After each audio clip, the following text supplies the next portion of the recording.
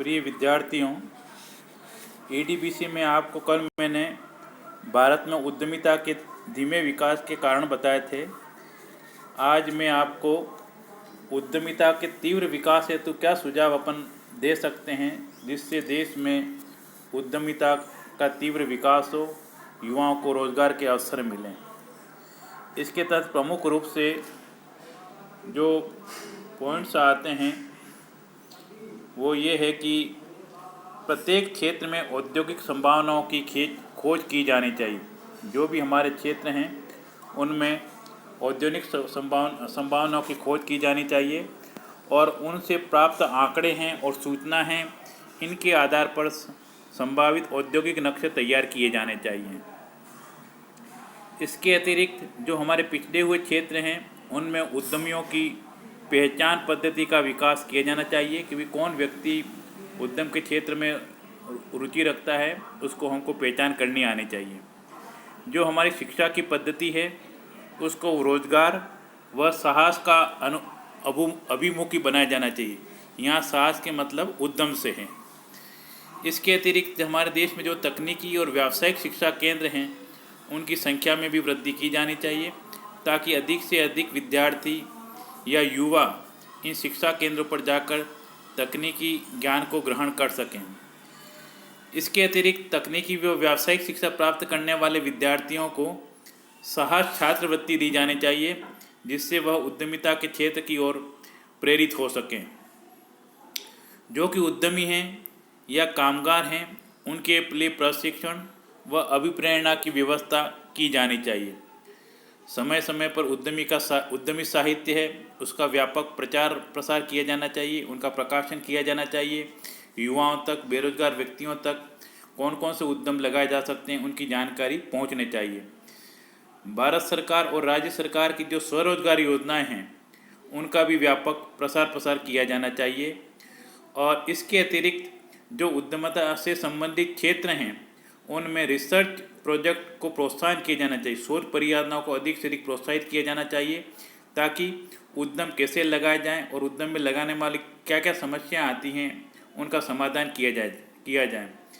उद्यमियों के लिए परामर्श सेवाओं का विस्तार किया जाना चाहिए ताकि जो भी उद्यमी वो उद्योग लगाना चाहे उसको वहाँ से परामर्श मिल सके।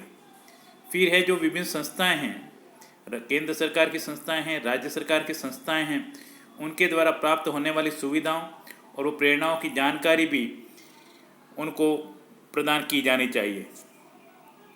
उद्यमिता के विकास हेतु कार्यक्रम केंद्रीय समन्वय संस्था, एक सेंट्रल कोऑर्डिनेशन एजेंसी का भी डेवलपमेंट किया जाना चाहिए जो जिले स्तर पर हो। जो उद्यमी हैं उनको वह सभी प्रकार की जानकारी प्रदान कर सकें। फिर सरकारी विभाग हैं, वित्तीय संस्थान हैं और संबंधित अन्य संस्थानों में जो नौकरशाही प्रवृत्ति है उसको दूर किया जाना चाहिए और हमारा जो सरकारी तंत्र है उसको चुस्त दुरुस्त बनाए रखना चाहिए ताकि जो कोई भी बेरोजगार युवक या कोई उद्यमी इस क्षेत्र को अपनाना चाहे तो उसको किसी प्रकार की विघ्न या बाधाओं का सामना नहीं करें। जो हमारे क्षेत्र हैं, पिछड़े हुए क्षेत्र हैं जहाँ पर औद्योगिक बस्तियाँ नहीं हैं, वहाँ औद्योगिक बस्तियों का निर्माण करके आधारभूत सुविधाएं सरकार को उपलब्ध करवाई जानी चाहिए। देश में उद्यम के विकास हेतु उद्योगवार दीर्घकालिक नीति बनाई जानी चाहिए कि किस क्षेत्र में कौन सा उद्योग लगाया जाए, उसकी क्या नीति पूरे देश के लिए हो सकती है वो डेवलप की जानी चाहिए। कर ढांचे को उद्यमियों के अनुकूल बनाया जाना चाहिए। जो सरकार टैक्स लेती है उसमें किस उत्पाद पर कितना टैक्स लिया जाए और क्यों लिया जाए, किस प्रकार से लिया जाना चाहिए, उसके बारे में भी कुछ स्पष्ट नीति होनी चाहिए। हमारे देश में पूंजी निवेश का वातावरण तैयार करने हेतु औद्योगिक नीति है उसमें आवश्यक सुधार किए जाने चाहिए ताकि अधिक से अधिक लोग उद्योग के क्षेत्र में निवेश कर सकें। ग्रामीण व लघु उद्यमों के विकास हेतु विशिष्ट संवर्धन योजनाओं का संचालन किया जाना चाहिए और हमारे जो नवयुवक हैं जो घर स्कूल के वातावरण से ही उद्यमी प्रवृत्तियाँ विकसित की जानी चाहिए ताकि सामाजिक प्रक्रिया है उसको प्रभावी बनाया जाना चाहिए कि जो हमारे परंपरागत व्यवसाय हैं या उद्यम हैं उनकी तरफ ही हम केवल उन्मुख नहीं होवे। कुछ अन्य सुझाव भी इस प्रकार के हो सकते हैं कि एक सुदृढ़ पूंजी बाजार की व्यवस्था की जानी चाहिए, उद्यमियों के लिए आर्थिक स्थिरता होनी चाहिए ताकि चुनौतियों के दौरान वे उसमें स्थिर रह सकें, उसमें जोखिम सहन करने की क्षमता होनी चाहिए। सार्वजनिक व निजी क्षेत्र में समन्वय होना चाहिए। देश के सामाजिक ढांचे में रचनात्मक परिवर्तन होना चाहिए और कानून और न्याय की सुव्यवस्था भी होनी चाहिए और व्यक्तिगत संपत्ति और लाभ है उसकी सुरक्षा भी एक उद्यमी को दी जानी चाहिए ताकि वह उद्यमिता की ओर प्रवृत्त हो सके।